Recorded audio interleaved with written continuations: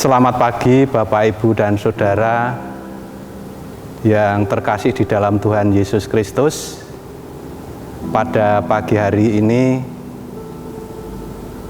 marilah bersama-sama kita untuk ibadah pagi di tempat kita masing-masing, dan akan saya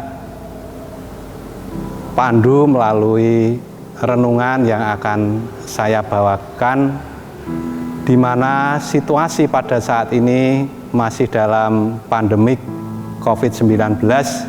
Namun marilah kita, walaupun di tempat kita masing-masing, kita bersama-sama untuk mengadakan persekutuan doa agar Tuhan selalu hadir di tengah-tengah kehidupan kita. Sebelum memasuki renungan, marilah kita bersama-sama berdoa. Mari saya hantarkan.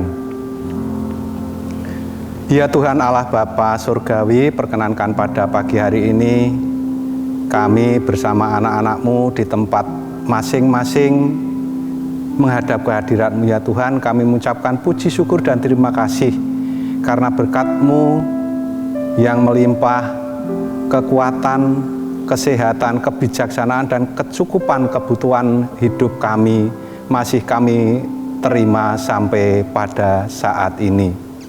Tuhan, bila sampai pada saat ini kami kurang berkenan di dalam ibadah, di dalam kami melaksanakan tugas panggilan kami masing-masing ya Tuhan, kami mohon ampun dan mohon bimbingan Tuhan, supaya kami bisa untuk melaksanakan tugas panggilan Tuhan sebagai anak-anak-Mu di tempat kami berada dimanapun.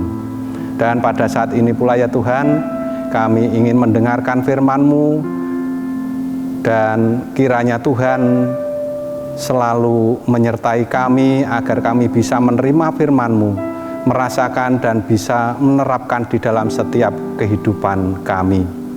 Ampuni segala dosa serta kesalahan kami. Hanya di dalam Tuhan Yesus Kristus kami berdoa dan mengucap syukur. Amin. Bapak, Ibu, dan Saudara yang terkasih, adik-adik dan anak-anak semuanya, bacaan pada pagi hari ini akan saya ambilkan dari Lukas 13. Lukas 13 ayatnya 1 sampai 9, demikian firman Tuhan. Pada waktu itu datanglah kepada Yesus beberapa orang membawa kabar tentang orang-orang Galilea yang darahnya dicampurkan Pilatus dengan darah korban yang mereka persembahkan. Yesus menjawab mereka, "Sangkamu orang-orang Galilea ini lebih benar, lebih besar dosanya daripada dosa semua orang Galilea yang lain, karena mereka mengalami masih itu? Tidak, kataku kepadamu, tetapi jikalau kamu tidak bertobat, kamu semua akan binasa atas cara demikian. Atau sangkamu ke-18 orang yang mati ditimpa menara dekat Siloam lebih besar kesalahannya daripada kesalahan semua orang lain yang diam di Yerusalem? Tidak, kataku kepadamu, tetapi jikalau kamu tidak bertobat, kamu semua akan binasa atas cara demikian." Lalu Yesus mengatakan perumpamaan ini. Seorang mempunyai pohon ara yang tumbuh di kebun anggurnya, dan ia datang untuk mencari buah pada pohon itu, tetapi ia tidak menemukannya. Lalu ia berkata kepada pengurus kebun anggur itu, "Sudah 3 tahun aku datang mencari buah pada pohon ara ini, dan aku tidak menemukannya. Tebanglah pohon ini. Untuk apa ia hidup di tanah ini dengan percuma?" Jawab orang itu, "Tuan, biarkanlah dia tumbuh tahun ini lagi. Aku akan mencangkul tanah sekelilingnya dan memberi pupuk kepadanya mungkin tahun depan ia berbuah, jika tidak, tebanglah dia. Yang berbahagia kita semua yang mendengarkan firman Tuhan dan bisa merasakan dan melakukan di dalam kehidupan sehari-hari. Jemaat yang terkasih di dalam Tuhan Yesus Kristus, harus kita akui bahwa banyak orang Kristen yang kadangkala tidak dapat memperlihatkan kekristenannya. Sebagai umat yang telah dipanggil untuk hidup dalam rencana Allah, banyak orang Kristen yang tidak dapat memperlihatkan pola hidup yang berbeda dengan dunia. Orang Jawa mengatakan rubuh-rubuh gedang atau anut grubyuk orang ngerti rembug. Di dalam kekristenan memang kita harus berbeda dengan dunia yang ada di lingkungan kita. Bukan harus selalu berbeda, tetapi tidak benar bukan. Berbeda dengan orang-orang yang tidak seturut dengan kehendak Tuhan, sehingga kita bisa memutuskan sesuatu kita mengikuti atau tidak. Jikalau kita melihat ke depan kita, banyak kejadian-kejadian yang kita lihat dan kita alami. Karena pada saat ini banyak sekali hal-hal yang ada di hadapan kita, banyak terjadi kejadian-kejadian di mana orang-orang banyak begitu antusias untuk melakukan kegiatan-kegiatan, bahwa tingkah laku pula yang kadang-kadang tidak sesuai dengan perintah Tuhan. Sehingga banyak orang yang mengikuti, misalnya ada ajaan sesuatu untuk melakukan kegiatan, tetapi kadang-kadang kegiatan itu adalah berlawanan dengan perintah Tuhan. Kadang-kadang tidak tahu apa-apa, kita ikuti terus apa yang menjadi perintah. Apalagi kadang-kadang yang mengajak itu adalah seorang yang ditokohkan di dalam kehidupannya. Orang yang ditokohkan itu banyak sekali, karena setiap orang mempunyai tokoh masing-masing orang yang walaupun kadang-kadang tidak sesuai dengan ajaran Tuhan. Di sana sini banyak sekali terjadi kadang-kadang kerusuhan-kerusuhan yang menyebabkan terjadinya hal-hal yang tidak kita inginkan. Apalagi di saat ini, di mana pada saat ini pula pandemik COVID-19 masih terjadi setiap hari pertambahan orang-orang yang terpapar, yang tertular adanya virus corona. Banyak kejadian-kejadian kita lihat di media sosial, entah itu ada yang istilah orang lain mengatakan hoax, atau mungkin juga itu ada yang benar. Contoh yang mungkin sudah sering kita lihat di televisi, dengan pengambilan mayat dari rumah sakit yang mestinya menggunakan protokol kesehatan yang sudah disiapkan, namun masih ada saja orang yang mengambil karena ada tokoh yang dianut, diikuti apa yang menjadi tokoh itu, walaupun itu sebenarnya bertentangan dengan protokol yang sudah ditetapkan oleh pemerintah melalui jajaran kesehatan, supaya bisa memutus rantai penyebaran virus corona sehingga tidak menyebar lagi. Di tempat-tempat lain, di pasar-pasar, di jalan-jalan, kadang-kadang orang dengan enaknya bergerombol, berjalan tanpa menggunakan masker.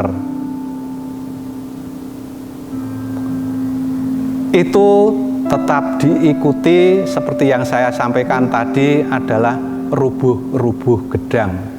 Kadang orang mengikuti karena tokohnya, dia sendiri tidak mengerti efek daripada perbuatan yang dilakukan oleh seseorang ini.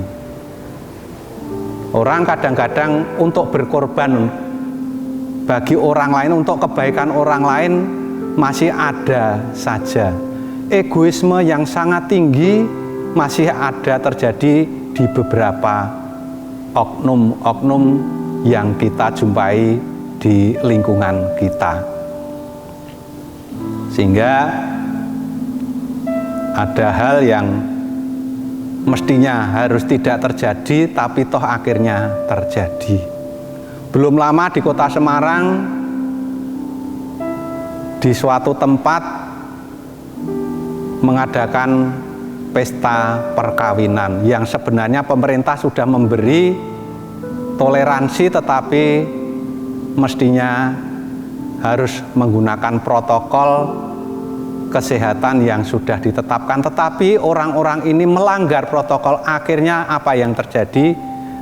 Di antara keluarga ada yang tertular COVID-19 dan bahkan beberapa orang meninggal. Ini karena mengabaikan protokol syarat-syarat yang disampaikan oleh pemerintah melalui kesehatan. Jemaat yang terkasih, pemerintah melakukan sesuatu, memutuskan sesuatu itu tidak sendirian. Bekerja sama dengan para ahli di bidangnya masing-masing, dibicarakan melalui rapat, baru diputuskan untuk menindaklanjuti apa yang menjadi keputusan pemerintah itu sehingga tidak merugikan orang banyak. Bapak, Ibu, dan saudara yang terkasih, kita sebagai anak-anak Tuhan, sebagai orang Kristen, mestinya kita juga ngeristeni. Karena di dalam bacaan tadi bahwa ada orang Kristen tetapi kadang-kadang tidak ngeristeni karena egoisme yang tinggi. Jemaat yang terkasih di dalam Tuhan Yesus Kristus, seperti sabda Tuhan, marilah kita menjadi teladan bagi orang lain di dalam berucap, bertingkah laku, dan perbuatan kita, supaya menjadi teladan bagi orang lain, bukan menjadi sandungan bagi orang lain. Kiranya Tuhan memberkati kita supaya kita berbeda dengan orang-orang yang ada di sekitar kita yang tidak sesuai dengan kehendak Tuhan. Tuhan memberkati kita. Amin. Mari kita berdoa.